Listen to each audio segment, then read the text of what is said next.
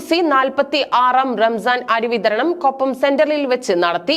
Union പ്രസിഡന്റും ex-MLA-യുമായ CP Muhammad ഉദ്ഘാടനം നിർവഹിച്ചു. ദേശീയ ചുമട്ടുതൊഴിലാളി യൂണിയനായ INTUC 46-ാം റംസാൻ അരി വിതരണം കൊപ്പം സെന്ററിൽ വെച്ച് നടത്തി. ex-MLA-യും യൂണിയൻ പ്രസിഡന്റുമായ CP മുഹമ്മദ് ഉദ്ഘാടനം ചെയ്തു.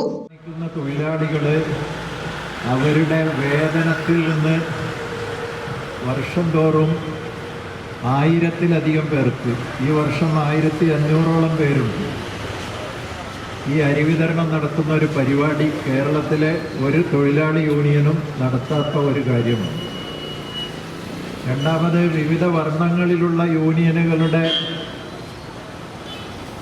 രംഗമാണ് പല സ്ഥലങ്ങളിലും. എങ്കിലും കഴിഞ്ഞ 10-45 വർഷമായി ഒരേ വിഭാഗത്തിൽപ്പെട്ട ഒരു യൂണിയൻ പ്രവർത്തിക്കുന്ന ഒരു സ്ഥലമാണ് കൊപ്പം. യൂണിയനെ സഹായിച്ച യൂണിയൻ്റെ അഭ്യുദയകാംക്ഷികളായ ഒരുപാട് പേരുണ്ട്. വർക്കിംഗ് പ്രസിഡന്റ് കമ്മുക്കുട്ടി എടത്തുൾ അധ്യക്ഷത വഹിച്ചു.